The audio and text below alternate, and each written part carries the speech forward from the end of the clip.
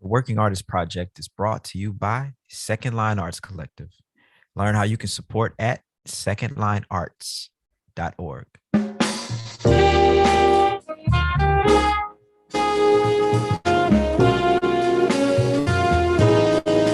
We're creating a platform for those who are curious, one that tells the story from the artist's perspective. Moments in time, captured from the innovators who are reshaping dance, music, theater, and the visual arts. This is the Working Artist Project. Good evening, ladies and gentlemen. Welcome to the Working Artist Project. My name is Gregory Agid. Darrian Douglas, we're back. How are you? Yo, Gregory Agid is me, Darrian Douglas, the one and only. I'm not going to give all the AKs tonight, Greg. They know who I am. They know what it is, Greg. Here we go again. That's all I got to say. All right, here we go. It's showtime, baby. It's showtime. You know, I'm a true showman. You know what I'm saying? Okay, well, man, I'm glad, I guess we're here talking about entertainment industry stuff, so I'm glad one of us is a showman. There you go. Man, I'll tell you, man, this week has been crazy. You know, my whole house flooded. So basically my house is it's a war zone. And I bought the house in November, man. And now it's like, it looks like Iraq up in there. You know what I'm saying? It's pretty crazy. Wow, you're like just going for it tonight, huh? Just like Iraq. All right. I'm sorry. I'm sorry. Hey, don't email me. Email Greg. Email all hate mail to Greg, not me. Okay, that's how whenever something insensitive is said, email Greg because he wrote it in my script, right, Greg? I can neither confirm nor deny the allegations. Anyways, well, tonight, man, so look, check it out. We're at that time of the year now. I think we just had a conversation, but we're like getting ready to like do the summer camp again this year. Sanaa Music Workshop, season 6, right? Woo, season 6 coming straight to you. And you know what? I'm gonna give an exclusive tonight. Everybody who's watching, the quadrillion, billion, millions of people who watch our show. We got the one and only Marquise Hill live and in person, as long as the zombie apocalypse don't stop us in the summer, right? I am so psyched about that. I feel very, very blessed that we're going to have a cat like that join us for the week. And again, man, when you asked me who my dream artist was, that was my dream artist, Marquise Hill. So I'm super excited that we're going to have him with us this summer. That's going to be killing. So y'all just head on over to secondlinearts.org and check out what we're cooking up. But anyway, without further ado, Greg, go ahead and announce today's guest because he is a true original. Well, what's killing is tonight we coincidentally have another trumpet player in the house. Hey. And I met this gentleman years ago over at Loyola University. I believe possibly I graduated, but this guy was always on the scene. And he plays in a killing band that made a great reputation for themselves here in New Orleans called Naughty Professor. And currently the pandemic, it's like changed up life for him. And he's kind of been dealing with more virtual things. But anyways, we're going to talk all about that. But we have a great musician in the house, Mr. John Culbreth in the house. John, what's up? What's going on, fellas? What's good, John? Hey, y'all, so everybody know before we got started, I let John know there was nothing he can do to sound better than me. You know what I'm saying? It's nothing he can do. It's nothing he can do. Hey, John, I'll tell you a funny story, man. I got a friend who he played trumpet. Now, this had nothing to do with nothing, but I just got to tell this story to somebody. And Greg, you know this cat, I think, man. So anyway, he's a trombone player, but he just started playing trumpet. And he said that he's better than every trumpet player except Marquise Hill. And I told him, that's how I know you are a true trumpet player. You've been playing the wrong instrument your whole life. Because all trumpet players got a vibe on them. What you think about that? Oh, that's definitely true. 100% true. John, just for the record, this is the most lit the intro has ever been. Like you are the guest on the craziest night ever. Wow. Damn. I'm honored. It's always like this, man. It's always like this. Darrian, actually, I pretty vividly remember when I met you. It was at okay. Be careful. Be careful. Yeah. No. It's chill. It's chill. But it's also hilarious. I think you were. Oh yeah, you were playing with Jason Marsalis. He was on Vibes at Snug, and I was like, this bright-eyed, bushy-tailed like freshman, and I was coming in, like, it was in between sets, and someone had told me that, like, if you ask nicely that you can, like, sit in. And so I kind of went up and I was like, sheepishly kind of scooching my way like towards Jason. And then you were there and you're like, "Hey, what's up, man? Like, what are you doing?" Like, and I'm just like, "Oh, I was just wondering if I could sit in with the band." And he's like, "Oh," and then you turn to Jason, you're like, "Jason, this kid." And you kind of got his attention. And I'm like, hi, Mr. Marsalis, like, so nice to meet you. And then you're just like, I couldn't even say anything before you were like, "Jason, this kid says he's gonna pipe you out, man." I was like, no, no, no, no, no, Mr. Marsalis, I did not say that. Did not say that at all. Hey, that sounds like me, man. I'm pretty sure you had it. You play trumpet, man. So he probably did say that, Greg. I'm sure he said it, man. But I say this, man, you sound beautiful, man. We checked you out with Naughty Professor, and y'all funky, man. Oh, thanks, bro. So, Yeah. John, so man, I would love to have an opportunity to for you to kind of like tell the origin story of Naughty Professor and how you guys started the project. Yeah, I mean, it happened pretty quick. It was like the third week of school, and I remember the first like kind of formation of it was just a jam, and Nick Elman, the alto and Barry player in Naughty, I was like practicing my like chair placement, etude or whatever in the practice room, and then Nick comes and like knocks on the door. He's like, "Hey man, there's a couple guys like trying to jam. You want to come?" And I was like, "Yeah, sure." And then that was kind of the crew. Like, I think we kind of cycled through a few people, but anyway, like, yeah, like maybe 4 weeks into the first school year that we were all there, we decided that we were going to book a gig at Satchmo's, which is like the underground little kind of shitty venue in the downstairs of Loyola. And that was kind of, I mean, that was kind of it. And it was like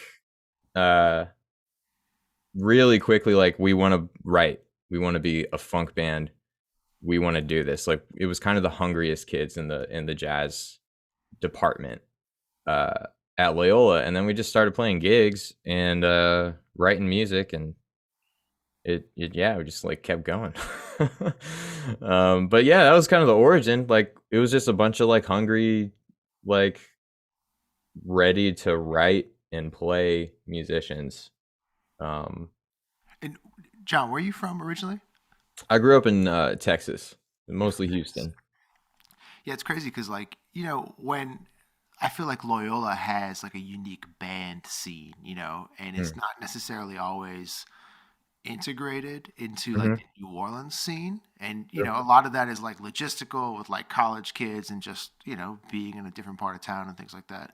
But something that like I found like really interesting about Naughty Professor too is that like over like you all were together for like, I mean, what, 10 years, or how long has the band been together? Yeah, I mean 2010. Yeah, so And so like did you all 9 know years. from like I mean, and you all have like recorded several records, have toured the US and done all kinds of, I mean, just really amazing things in terms of like growing a project. When you guys started the project, was it with the intention of like maybe like making a career or like being in a band and traveling afterwards, or like how did you guys all approach that at first? Yeah, I think we were pretty serious about it from the beginning, but we didn't necessarily like know going in that that was going to be our plan after college. At first it was just let's just like throw as many ragers as we can. Um, and And at some that point was, we got to get into like what was the craziest party you played just I mean, party, I don't know, like, jeez. I mean, back when Britannia Bar was a venue, uh-oh.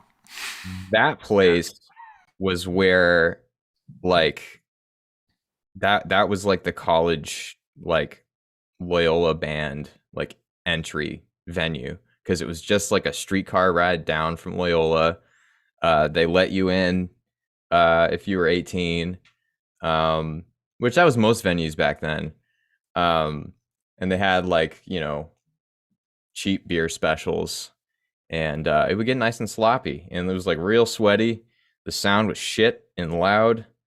Um, Dude, did you by chance you must have played a Lundy Gras gig at some point? yeah. Oh yeah. I remember because I played with Mississippi Rail Company right before y'all. That was the craziest gig ever. Yeah. It got pretty nuts, right? I mean, that's where we cut our teeth was. Yeah, it was like literally Anyway. like a scene out of a movie or something like that. There's like a band and there's like 300 drunk college kids screaming at the Yeah. Oh, Yeah. that's crazy. Pretty That's lit, so yeah. funny. Yo, You couldn't hear anything. dig this, John. I think people may not know this, but generally in jazz music, jazz musicians don't do the garage band or the rock band kind of model where you get a group of guys together, you stay together just with those 4 or 5 dudes, whatever, however many men and women, and you get in a van, you tour this and that, you grow a product, right? And I think what Greg is getting at is that the thing that you guys did was unique. Was you did that, you became, like you said, we're a funk band. So we're gonna get together. We're gonna grow this product. I'm most interested in when and how did you recognize your value as a band? And this is what I mean, because if you go from playing pretend your bar, right? You play that bar and it's cool, but somehow somebody had to have a vision and say, okay, we need to do arenas or whatever the vision may be. We need to. That's what we're striving for. We don't want to just keep playing Frenchman Street. We don't want to just keep playing the bar down the street from the college. And then how do you figure out how much that is worth in the marketplace?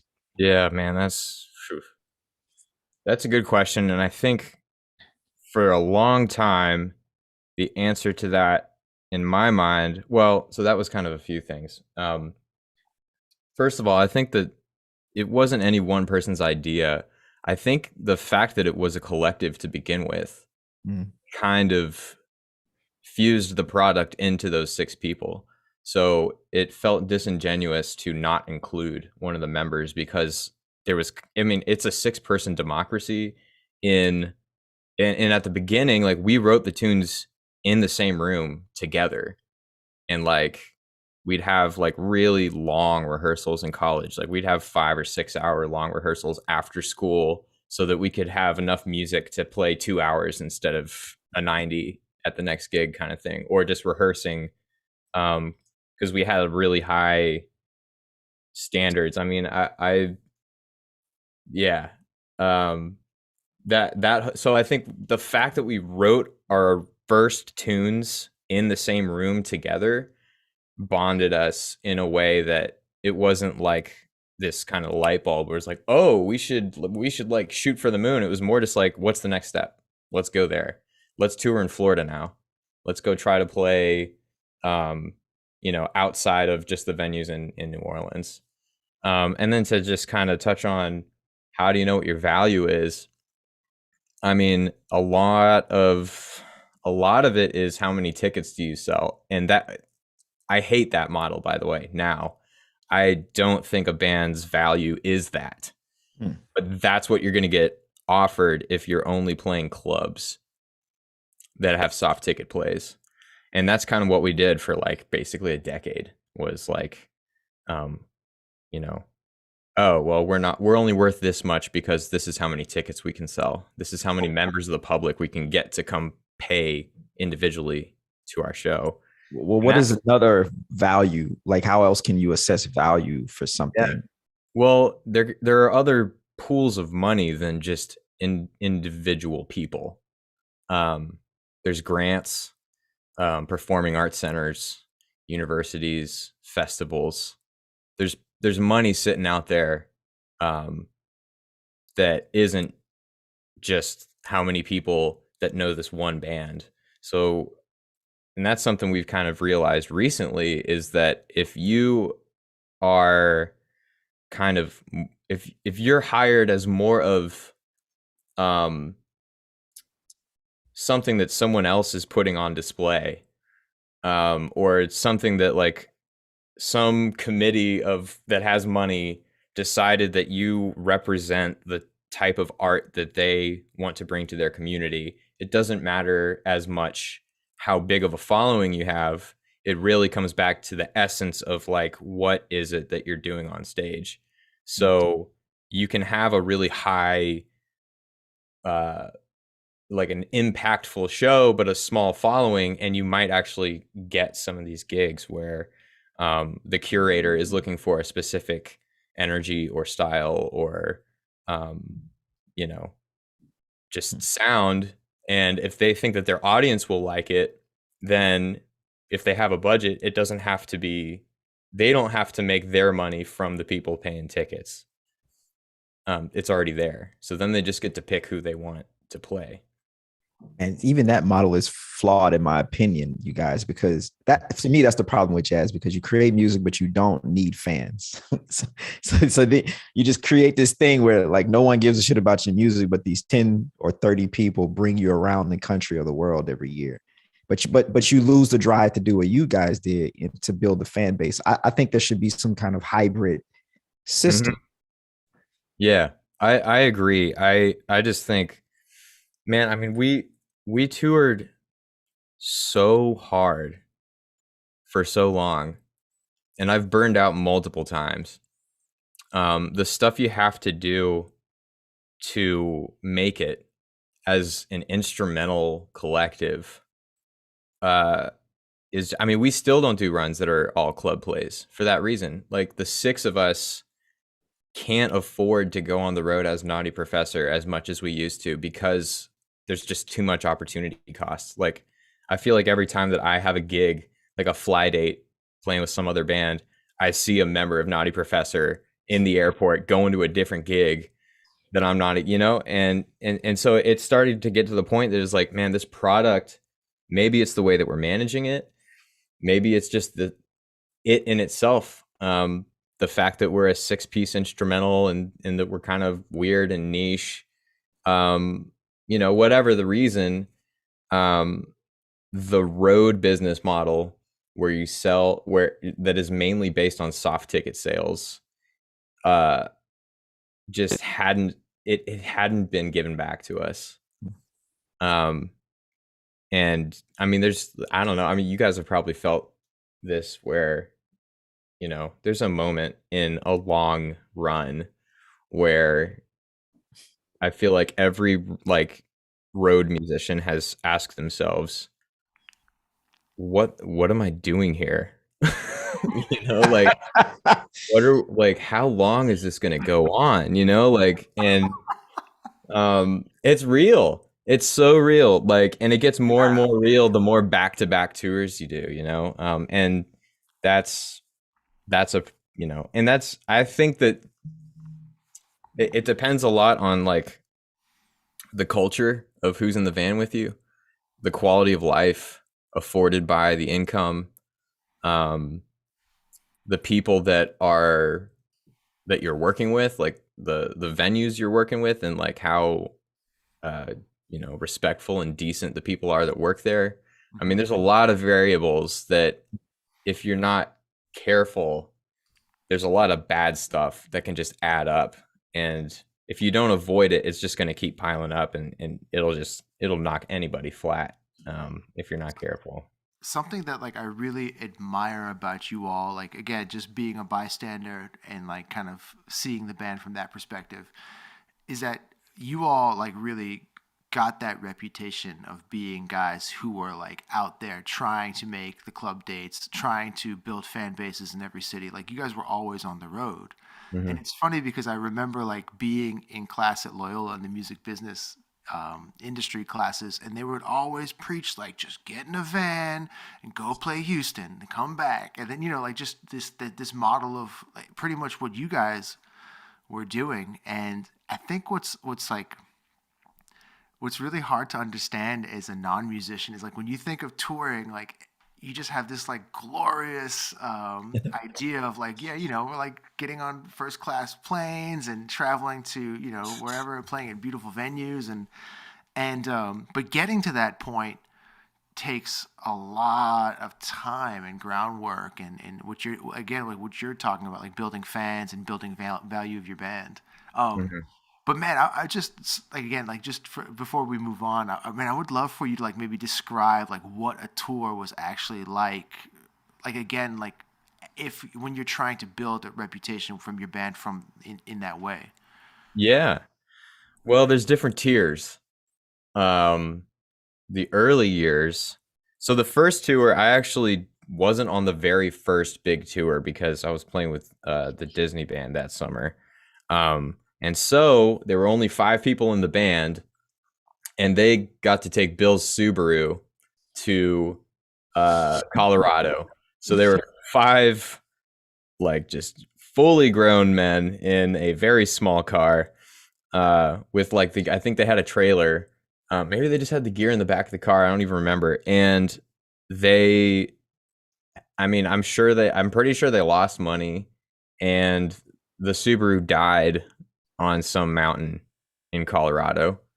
And then miraculously, the Revivalists had their old beater van that had died in Colorado, but then got fixed in Colorado, and we brought it back to New Orleans for them. Wow. So that was the first tour, and I wasn't even on that one. So I mean, there's not a ton of stories, but I mean, the next 9 years. I mean, there's a lot of floors. There was a lot of stuff where we didn't know we were going to stay at the end, and like asking the audience at the end, yo, if anybody's got a floor or couch or something, we need a place to stay. Like keeping overhead low was the hardest part. And Greg, one of the things I think that is a bit of a mismatch between that business model that the music industry department at Loyola was teaching and Naughty is that model from Loyola, I think, was more directed at art, like individuals or singer-songwriters, where you don't have to have 6 people at like the whole time, because that's a lot of overhead. Like we used to do 3 guys to a room in a hotel. Then we upgraded to 2 guys at one point, which was like, nice, nobody's on the floor. I've definitely slept on like so many strangers like floors and like in like questionable like hygiene situations. I remember there was one place in South Carolina where we literally were playing to the sound guy. Oh yeah, well, this was an eventful night. So this is maybe rock bottom of how a gig could go. Although there was a redeeming quality, which is in the story. So we were playing to the sound guy. We were kind of bummed that like going into it was like, oh geez, this is stupid. Okay, well, let's come up with like something fun. So like we took out a die, and Naughty's songs have at least one solo per tune, and often more than one. So every time there's a solo section, we'd roll the die, and there's 6 people in the band, 6 sides of the die. So we assigned a number to each person, and that's who got that solo section. So we came up with this idea, and we're like, all right, okay, well, this might be fun. We can like have fun with this and fuck around, and who cares? And then, so this, I don't remember what year this was, maybe 2014 or 15 or something. And the sound guy comes out with what looks like some sort of crack smoking apparatus. He's like, hey guys, do you guys want to take some dabs? We're like, what are dabs? I don't know if you or your audience is familiar with dabs, but it's basically very concentrated marijuana. And we all smoked dabs. And we all got uncomfortably high, and then played this gig to no one, rolling for solos. And I remember Sam, the drummer, getting a disproportionate amount of solos that night, which was fun. And then, we didn't make any money, obviously, and the owner was really nice, and the sound guy was really nice. So we kind of split the band in half. Half of the band was going to go to the owner's house. Half the band was going to go to the sound guy's house. So I was in the sound guy's house crew. We get there. Then we get a phone call from the other van. The owner had gotten pulled over and arrested for and got it like a freaking DUI or something. This is the craziest gig ever. So we had to go scoop the other guys with the van, and I think they got a hotel with that one.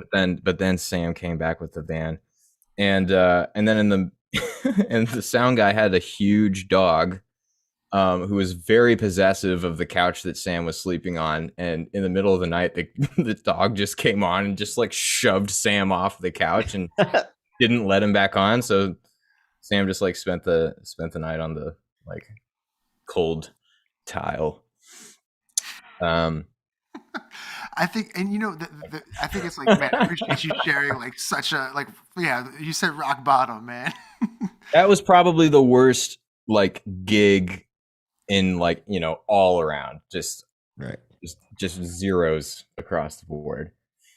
Just, you know, like I feel like it's crazy because like I think like at this moment in life, we're like what 2022 January 17th, and like we just went through COVID. No one is like people are not really interacting with each other. The music business, everything has like completely changed, and so it's like I feel like a lot of great band stories had like similar, you know, stories to what you're telling us and like how they made it. And I'm like thinking like in the future, like that may never happen again. You know, people may never just jump in a van and just do tours like that. Yeah, maybe. I mean, the thing is, at the beginning, it was literally like what we wanted to do. Like it was doing it for its own sake. Yeah. And that was like, you know, I think that's what got us through the fact that so much of it was shitty, is that we were hanging out with our friends, playing music. And you guys were making some like incredible music, man. Like, I have to say, the couple times that I have seen you, like the band, I mean, like you guys were like just one of the tightest bands in New Orleans, funkiest bands. Like you had like a dedicated fan base that would come out all the time, know your tunes, and like I have to say, like just that's like an unbelievably great accomplishment to have. Thank you, man. I mean, we all respect each other a lot and never want to, you know, hold anyone else in the band back. So I think that pushed us harder than maybe many other band situations might be, just because there was just an unspoken sort of responsibility to crush, and you know, and we worked really hard on that. I mean, that we rehearsed like those first like 3 years, the rehearsals were like frequent and long. So John, I'll say this, man. Earlier you mentioned, you know, Loyola not teaching you guys the right shit, and you know that's because university is usually like 5 to 20 years in the past, usually closer to the 20 mark. And you know that role model is old, and it worked in 1985, but it doesn't work right now just because of, you know, the way economics and inflation works and shit like that. But I think the future is the metaverse, and I want to ask you this very serious question. Y'all ever thought about getting on OnlyFans? our manager actually brought that up. See, I mean, not necessarily, you know, or just figuring out a way to deal with music online is really the way, because you can only fit so many people in an arena, right? But you can fit everybody on the internet. Yes, you can. Will they pay though? Well, that's they will pay. You just have to figure out a system in order to extract the funds. Product. You know what I'm saying? You need a product. So you just got to figure out what is my product, whatever that is. You know, I think that's that's kind of the tipping point or whatever to figure out the internet. You know, a lot of people have done it, man. You know, I watched a kid play a very terrible solo today on a transcription, and motherfuckers was in the comments, "Oh, you're a beast," and I had to fight, put everything in my soul and say, "This is fucking sad." But like the internet, he's a beast to some kid in Ohio who ain't never heard nothing. You know what I'm saying? Yeah, it's all relative. Yeah, so it's room for everybody out here. Yeah, I think that's a good thing too. Uh, well, okay. I I don't mean, know about that. I mean, My camera goes. it depends on what you're trying to do with the music, you know. And like what people think is killing is, you know, Hey, it's whatever. relative, man. It's all It, relative. it's up to them. Yeah, seriously. I mean, like, All you know, relative. Um, Shuby so Taylor. man, check this out. So the pandemic has, like, again, like, obviously, like, morphed all of our lives. And I remember getting an email from you, got about a year ago now, kind of letting me know about a company you started called Musos. And so I would, man, what is Musos? What do you guys do? And yeah, tell us about it. Yeah. So the idea, I wanted to start getting into alternative revenue streams, like you were saying, Darren, and Yeah. one of them is selling licenses for your music, and often a frequent one is synchronization licenses, which is when music is used in film. And I wanted to talk to anybody about it. Like, I wanted to talk to someone who knew about publishing, or like, you know, when I want to get something done, usually I try to find someone as, you know, an advisor or a mentor in that area. And there just straight up weren't any that I could just hit up in New Orleans. Um, and then I just kind of started asking around, and people were like, yeah, that'd be great. And then I saw that uh, GNO had put out a study where they like had it on paper that there were no publishing companies or, you know, music royalties, you know, based companies in New Orleans. And I started just kind of looking into it. So first I just kind of learned what goes into selling a music license, like legally, like how do you do it where it's legit. So, you know, I started learning about the different sides of copyright, masters versus publishing, writers share versus publishers share, all this technical stuff that you need to have sorted out before you can sell a license to someone. Hmm.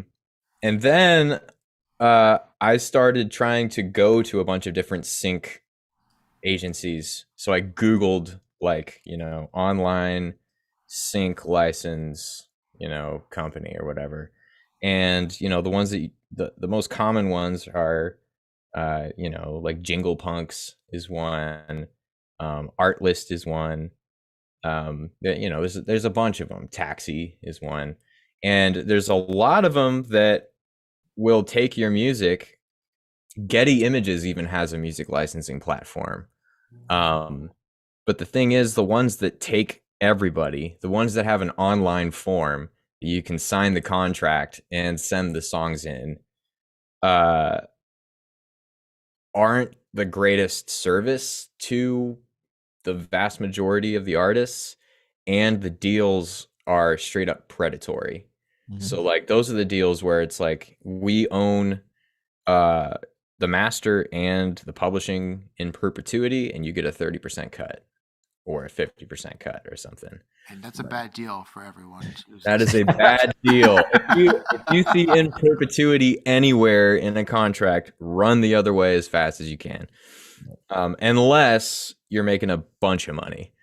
But you know, even then, like, you know, always have your lawyer look at it. But anyway, yeah. So I looked around and was like, okay, there's nobody here. This isn't freaking rocket science. You know, so I started doing it. I built a website for myself where you could buy a license on the website. And of course, nobody saw it because who gives a shit about the music that I make, you know, proverbially. You know, so then I started looking into who is it that actually buys music licenses. And the first most obvious, like the most frequent and most obvious, seems like YouTube creators. There's a ton of them. But then I realized there's services out there where you can pay a blanket fee every year of like $100 or something, and then you have access to their entire catalog, royalty free, for all of your YouTube videos, unlimited videos. So it's like, oh, I can't compete with that. And it was around, so I was kind of bumping my head around. I felt like I was in the dark. I was learning things, but mostly just being discouraged. And then I met this dude, Bob Brockman. And he had moved down from New York. I think he grew up here and then moved to New York and produced a whole bunch of records. Then he came back down here, and he heard that I was trying to start something around sync licensing. And then he had been working with Naughty Professor on just like a random recording we did. But then we linked up and started talking about, you know, the needs in the community here and like sync licensing. And he had actually worked at a sync licensing company up in New York before. So he kind of had some experience doing that. And yeah, that was kind of the inception of it. We, you know, decided to form a company and start basically build a platform to kind of draw more customers to New Orleans artists specifically.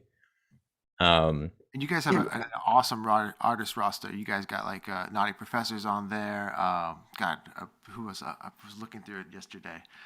Yeah, we have a bunch of great artists. Yeah, we're really lucky to be working with some like really fantastic artists. How do you sell these things to movie, I guess, to movie producers or music buyers? Yeah, that's the $1 million question. And mostly it's so there's like, I think there's different types of customers. So it's kind of like knowing who is buying what, for what production, and when. So something that we learned very early on is that a lot of the creative directors and music supervisors who are responsible for sort of sourcing music and then vetting the rights, like on a film or an ad, are very, like, they kind of have their circle, because there's a lot of trust that goes into working with someone who sources music.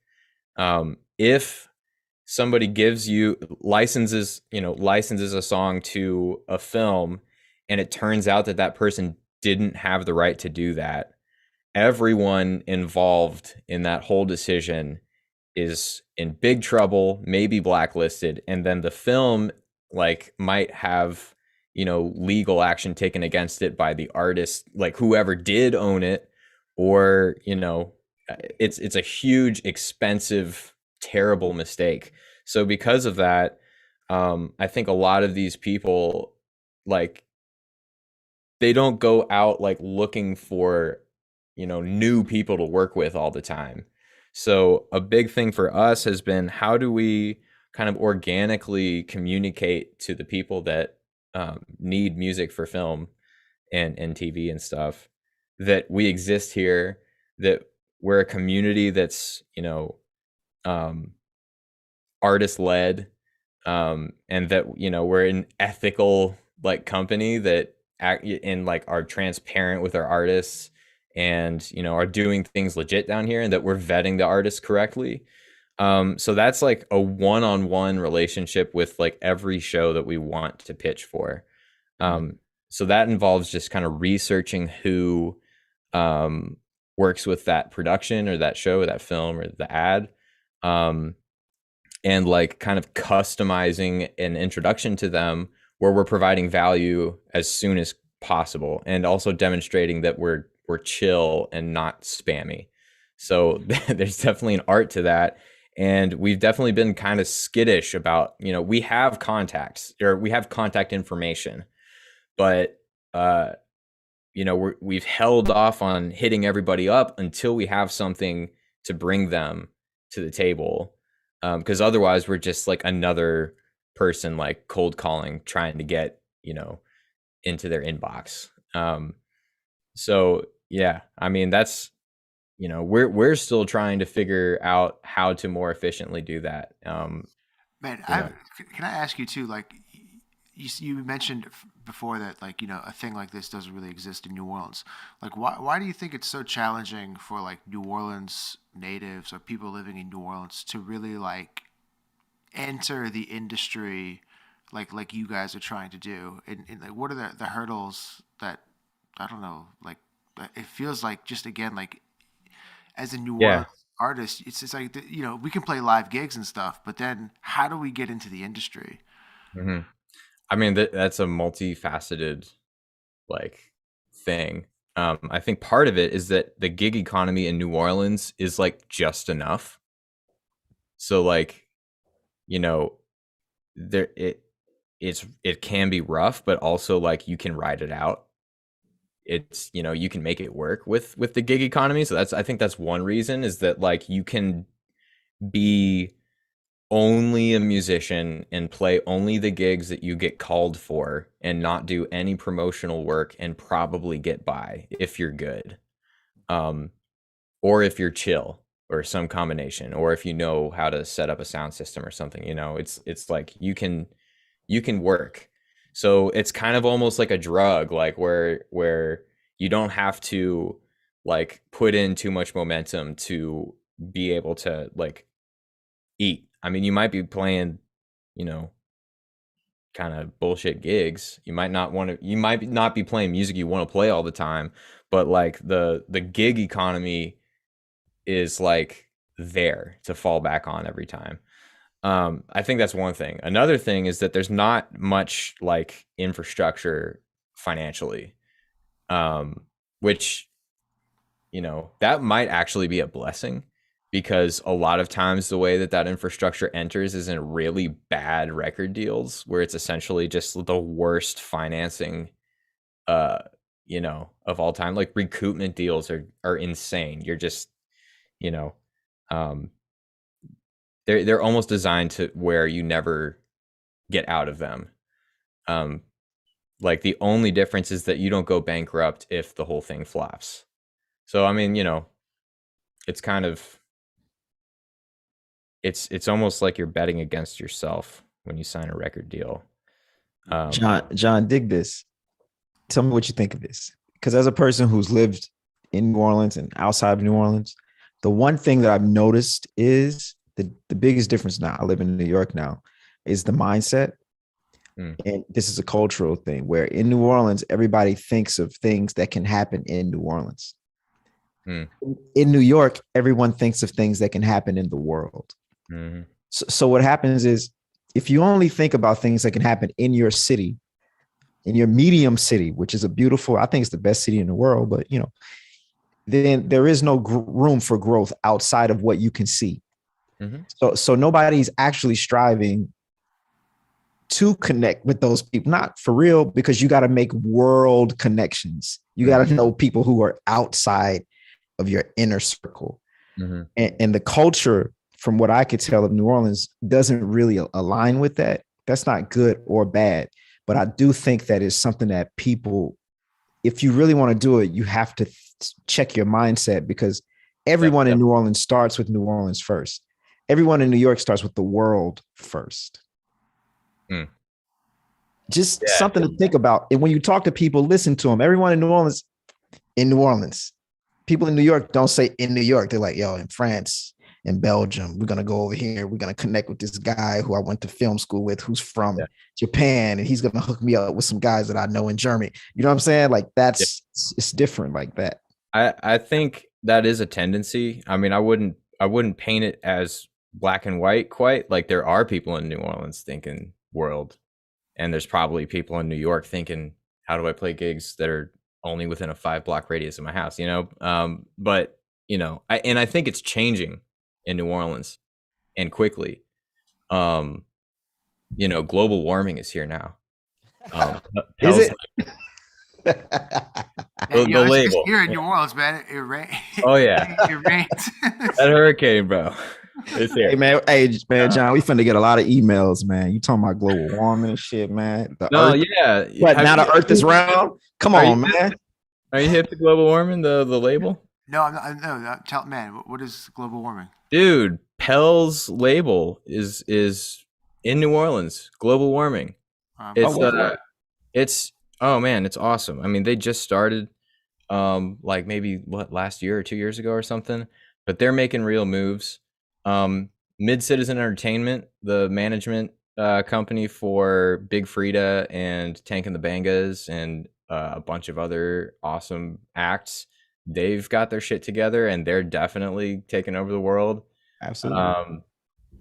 So I think things in New Orleans are changing, and I think they're changing quickly. And I think the pandemic kind of accelerated that because everyone started looking for a plan, which is maybe the first time that a lot of people. I mean, every musician in the world is like, oh shit, now how do I make money if I can't play on somebody's stage, you know? Yep. Man, when you were making that comment about New Orleans, like I mean, it's like I feel like I mean, yeah, that's all true, but like New Orleans has like such a different history than a place than New York too, and it again is like embedded in the culture because of like first of all like geographically where New Orleans is located, man. Like I mean, you got to travel 6-7 hours in a car to hit Houston. And that's the only city that's near us. Everything else is just like a fucking farmhouse. And it's like, yeah, I guess the other thing too is like everyone in the South, like everyone's going to New Orleans. Yeah, absolutely. Yeah, that's true. It's crazy too. Like just, I mean, like, considering that, like when you're living in New Orleans, like you're there, like that's everyone, Yeah. Versus like New York, everyone is a transplant on some level, or the majority of people are transplants. And it's funny, like I do think a lot of that change is happening in New Orleans, but the word transplant, I feel like, is like a lot of the motivating, circumstances around that change in mentality and access to places outside of here too. Like when you have like, I mean, I'm thinking the last 5 years, like how many musicians from New York and LA and things like that have moved to town, and again, like just morphed the scene from what it was like back when Darrian was living here. I mean, when Darrian was living here, there were like 2 drummers to call. It was like him and Erwin. There was some more cat, man. No, I think you guys are right, but all I'm saying is it's 2022, and there's a little bit of room for improvement. Oh yeah, a little bit more. I mean, for every city, but New Orleans is, in my opinion, the greatest city in the world, and so I want to see it. Some of the most talented people I've ever seen in my life are just playing on the streets. I want to see those cats, on the highest stages, on the highest levels, and opportunities. I feel like part of it is the fact that maybe the contentedness of just playing music is part of the spirit here, where the first goal isn't economic stability, it's art. And that might be a position that leads you to financial detriment, but I mean, that kind of is kind of wrapped up into the culture here. It's like, make art, be yourself, live the way you want to live. And that's, I think that there's kind of a beauty to not minding that your creative process doesn't involve a financial plan. It makes it tough. You might not, like it. Like, if you're not thinking about that, it can kind of bite you in the ass. But also, like, who am I to tell an artist, like, hey, you have to go make profit, like, with your craft. Like, you have to go tour the world. You have to play in front of as many people as possible. Like, I think that you don't have to. Just don't send me your GoFundMe. That's all I'm saying. You can do whatever you want, but when you're 65 with no health insurance and money, don't send me. I'm not giving you shit because you didn't put the work in on the other side. This is a business. You know and I think, and honestly, the thing that spurred me to start this whole search was how much my body hurt after Jazz Fest that year. I was like, damn, I'm 20, whatever, 27, 28. And this is how my body feels now. Like, you go Jazz Fest like with a suitcase from state to stage. Man. So I was like, I gotta figure out how to make money with with music where it doesn't involve like a feat of athleticism every single time. Man, I think yeah, dude, and that's why like I commend you on like what you're doing with the Musos, and bro, it's just for being down here, like still living in New Orleans. I think the hardest transition is like leaving that scene, man. It's like it's really fucking hard, and because it is It's different. hard, but it's not because Yeah, it's hard if you're only talking to the cats on your gigs. But if you start looking for people, there's the internet. Like I literally met like most of the people that we talk to and work with on a weekly basis with Musos is remote. Even people that we work with in New Orleans, like maybe I've met with them for coffee once and then the rest has been remote. So it's kind of just like it's out there if you start looking for it. You just have to kind of decide that you want it. Um Absolutely. and it's out there, man. I mean, there's a couple guys that I've been working with. I've been writing some music with for a while now. So there's a rapper named K Sparks who's based out of New York, I think. Mhm. And he and his producer ESK Essential Knowledge, who lives in Vermont. Um, I forget. I forget. I think it was Max Bronstein, the guitar player, who kind of plugged me in with them. But they basically, I built my own, or I bought my own studio rig. So that was actually like a big catalyst in me like looking for other ways to use music. And it was the best investment like I had. And I spent basically all the money I had, and then I got a credit card with Sweetwater that had the 48-month 0% financing and just blew Hey, 5 grand. Um, and then I got my monitors, I got my universal audio, I got the software, and then I started just making shit. And it sucked for a couple years. But I started getting fluent with it. So the fact that I had my own microphone and my own recording rig uh, made me relevant in a conversation one time when someone was like, "Hey, you want some trumpet on that beat? Like my friend has a mic." And then I started collaborating with them, and they sent me a beat. And being a jazz musician and having a beat where it's kind of like lo-fi hip hop vibes is like, okay, finally I have somewhere where I can like imitate Miles Davis and it makes sense. Like finally, like something I can play harmon mute on and it's the right vibe. So it was so easy and those guys were so chill and the beats were just like, fire. So they just kept sending me stuff. I kept playing on it and it was all collaborative. So anything that I played on, I knew that they were going to treat me right and split the copyright evenly. And so a couple of those songs made it onto K Sparks record. I kept collaborating with Robert, who's Essential Knowledge, and then actually this year, one of those beats that was just a random beat that I probably spent 45 minutes like top to bottom, like putting up the mic, playing into it, mixing. The Temptations bought that song, dude, wow. sick. and it was like, you know, that would not have happened if I hadn't like developed these relationships, set myself up to be able to collaborate and kind of ride on the fact that nobody in the music industry can predict what's going to happen. Like the industry is so unpredictable that it's just like go for the quantity, you know. Yeah. So that was just like a crazy success thing that I did not expect. It wasn't part of a plan or anything, but just the fact that I reached out to these people that are in other places that follow through on the tracks and like started working with people that it felt like they had momentum and they were actually doing stuff with the music. I kind of started being like, okay, that this is the type of person that I want to be like associating with on a daily basis because that there are people that I have to either catch up to or that like will catch up to me if I'm ahead of them in a project or whatever. And it was also remote and not a huge commitment. It was like a really loose, fun, like creative thing.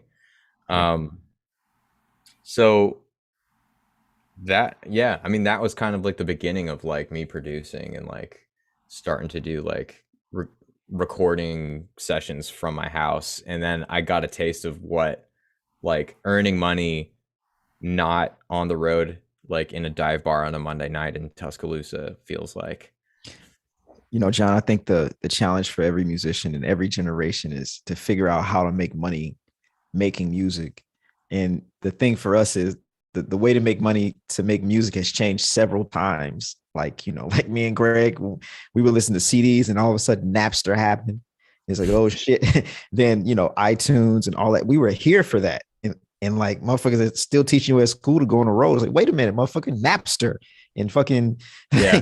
like, you know what I mean? Spotify, like they not paying nobody shit. Then the record companies, they're gone. You know what I mean? So they're just like, get a record deal for what? Like, you know what I mean? And now COVID changed everything. Now you can just have a very successful career in your living room with your microphone.